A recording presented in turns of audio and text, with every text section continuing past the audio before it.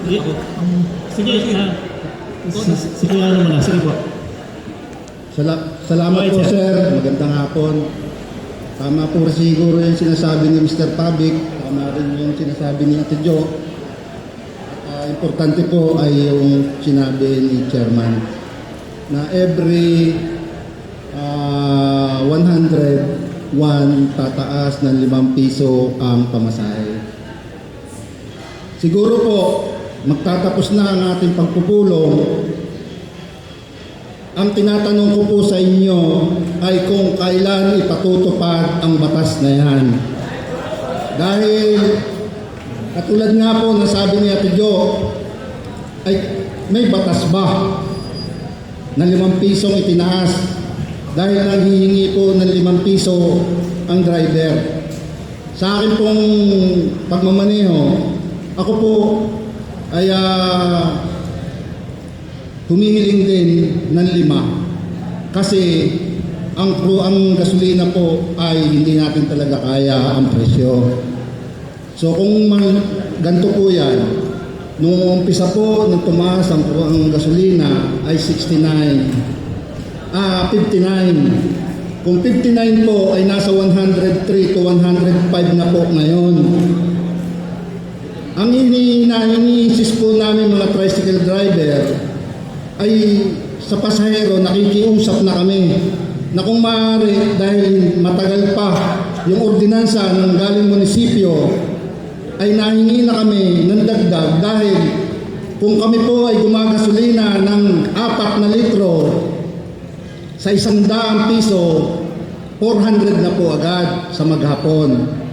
So, kung kami ay kikita ng 500 lang, tatanggalin po ang gasolina, 100 na lang po ang maiuwi namin. Kaya po lahat nung nakikilabasa, nakikiboundarihan, hindi nyo na po makikita sa kalsada.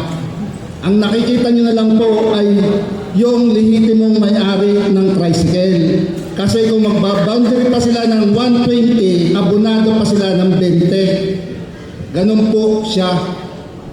Ngayon, yung mga nagrereklamo na hinihinga sila ng 5 piso, ay dapat nauunawaan din naman nila kung ano yung tinatakbo natin.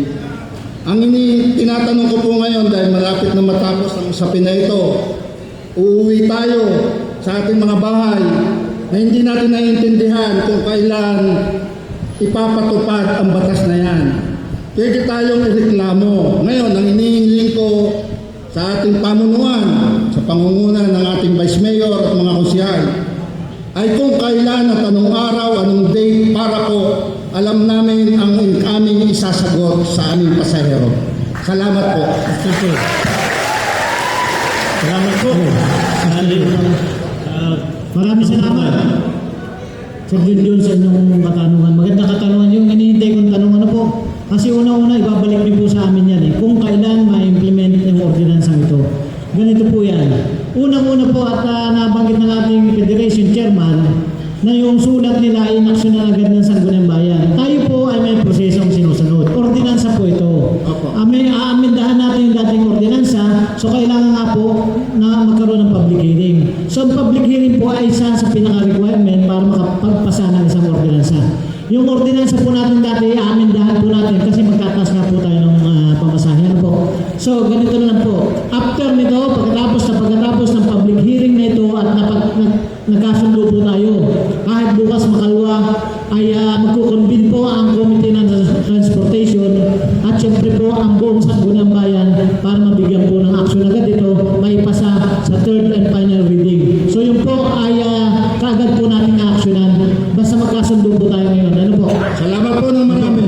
So yun, sana rin po ay maunawaan natin na meron po tayong prosesong sinusunod. At itong prosesong ito ay pwede nating madaliin bukas makalwa sa isang araw ay ma-approvean ito sa third and final reading para sa implementasyon ng ordinance ang sinasabi natin. Salamat po. Yun po ang gusto namin marinig lang sa inyo. Salamat po ng marami. Salamat. Thank you, Vice Mayor. Thank you. Alin po natin ang Masyalang Bayan Bautista. Next po kayo. Salamat po, Mr. Chair. With all due respect po sa ating mga kasamahan sa TODA, hindi po tayo pwedeng magsariling desisyon na magtaas ng presyon. Kaya nga po tayo may public hearing para at least ay as soon as possible ay magkaroon ng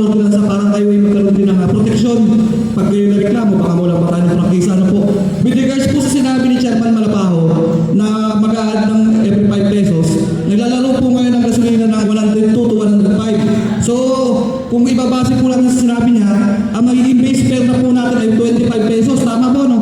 Kasi, balik 10 pesos na po kaya datagdag kasi 100 po na ang pumasahe.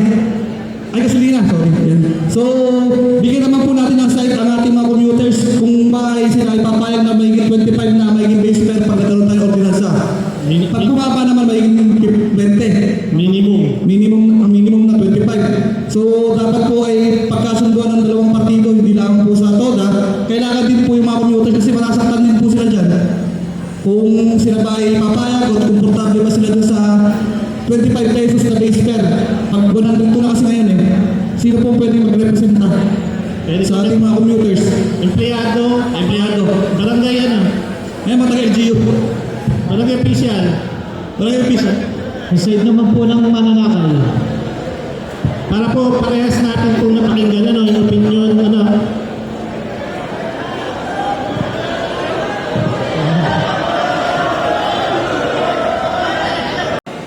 Dahil 102 na ang ating gasoline, sa bracket na po tayo ng 25 pesos. Nung po kasing nakaraan, kung hindi ako nagkakamali, ang bracket ninyo ay hanggang 85 pesos. Ito po, saan ito? Wala na po. Ito po. Noong pong, itong last po ninyo, nakautusan, ang bracket po ninyo ay kapag daw ang gasolina ay pumatak ng 60 to 85, sorry, Yes, 85. Tapos kanina parang isa dun sa inyong proposal ay hanggang sa 75 kayo on ano. 75 below ay 15. Tapos ay 5. Add 5. Pwede bang add 5 na lang po?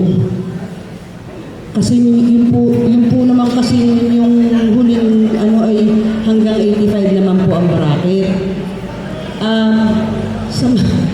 Yun naman ay kung po pwede lang. Kaya nga po, ang banggit ko nga po, kung masyadong matapang para mahawak ang biti. Kung masyadong matapang, kung maaari lang, kasi tatandaan niyo po, masakit din po sa amin yun. Alam ko po masakit sa inyo, masakit din po para sa lahat. Kung po pwede po, ay yun, huwag po namang masyadong mabilis, kasi banggit ko nga po kanina, di ba, meron pong executive order.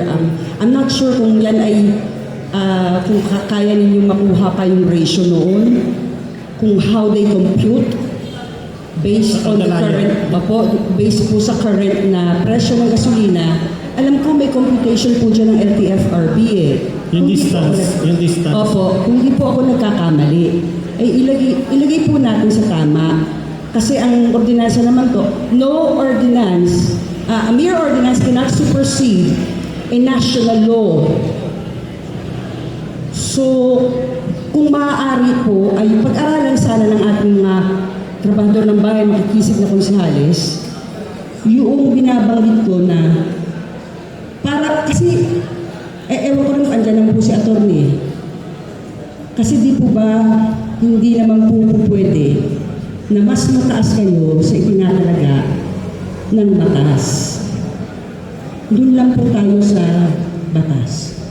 Para po sa kasayahan ng lahat. Napapagbigyan po kayo, and at the same time, mapagbigyan din naman po yung mga mananakay.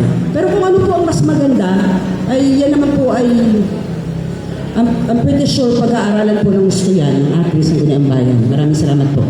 So, Barreto nyo, ano yung nire-raise nyo for clarification? 5 pesos, either 100 up or down? Ang gusto ko lang po ay isang klarong komputasyon mula sa, na ang basihan ay yung nasa LTFRB. Para pareho po tayong sumasang-ayon sa batas, and at the same time ay justisya rin para sa lahat. Kasi po, hindi po basta-basta nagtataas, kahit nga po sa Kamaynilaan, hindi po basta-basta nagtataas ng pamasahe kung hindi naaayon doon sa binabanggit ng Land Transportation and Franchise Board. Okay po. I-check lang po natin yung Sana po. Para pareho po. Yung law po ng LTFRB to the law of the municipal. I-check lang po namin kung walang Opo, At hindi salamat po. nakakabanggaan. Thank you po. Salamat. Noted po.